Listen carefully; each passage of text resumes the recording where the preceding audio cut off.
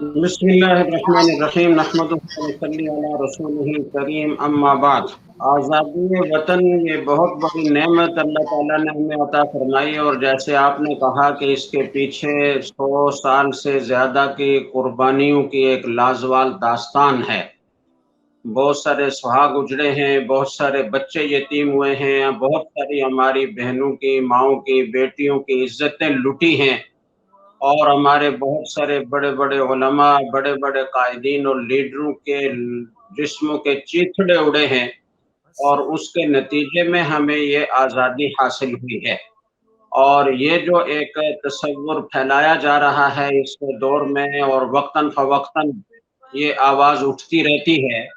کہ قائد اعظم محمد علی جناح مرحوم نے یہ ایک سیکولر ریاست قائم کی ہے،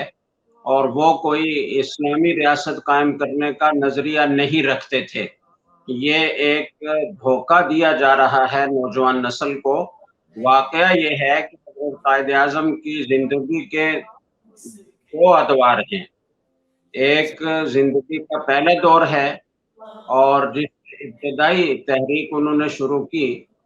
اس میں تو ان کا خیال یہ تھا کہ وہ مسلمانوں کو ایک قوم کی حیثیت سے اکٹھا کرنا چاہتے ہیں، تاکہ ان کو ہندوؤں کی طرف سے اور انگریزوں کی طرف سے جس قسم کی زیادتیوں کا نشانہ بنایا جا رہا ہے اور ان کے حقوق پامال ہو رہے ہیں، تو ان کا سد و باب ہو سکے،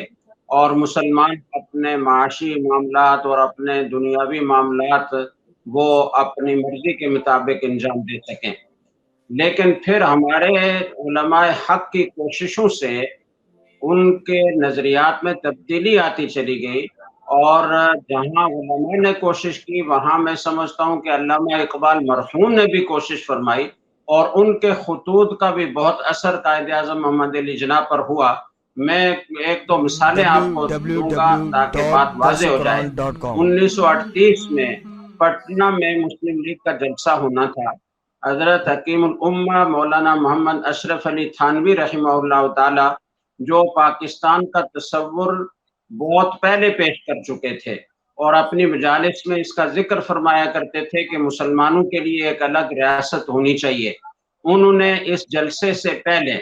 اپنے خلفاء اور اپنے شاگردوں کا وفد قائد اعظم محمد علی جناح کے پاس رکھا،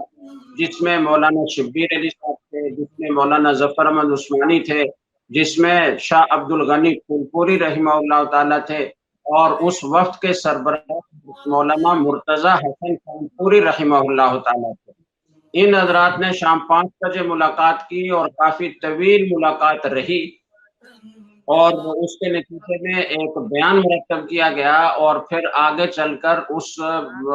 جلسے میں حضرت حکیم الامہ رحمہ اللہ تعالیٰ کی طرف سے وہ بیان پڑھ کر سنایا گیا۔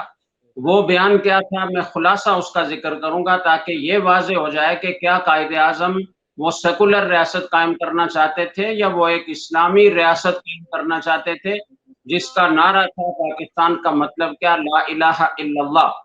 وہ بیان یہ تھا کہ جنگ آئینی ہو یا غیر آئینی، مسلمانوں کو خدا کے سوا کسی کی امداد کی ضرورت نہیں، اور امداد الہی کی شرط احکام الہی کی پابندی ہے، جس کا سینکڑوں برس تجربہ کیا جا چکا ہے۔ جب تک مسلمان سچ مچ مذہبی دیوانے بنے رہے، دنیا ان کی جوتیوں سے لگی رہی، اور جوں جوں اس میں کمی آتی گئی مسلمان ترقی سے محروم ہو گئے۔ یہ ایسا پیغام تھا، اور اسی پیغام میں ایک الگ مرکز کے قیام کی ضرورت پر زور دیا گیا تھا، اور جذبہ جہاد زندہ کر کے اسلام کے غلبے کی کوششوں پر زور دیا گیا تھا۔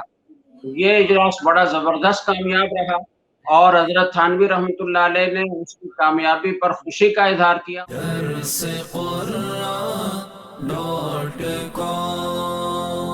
www.dasquran.com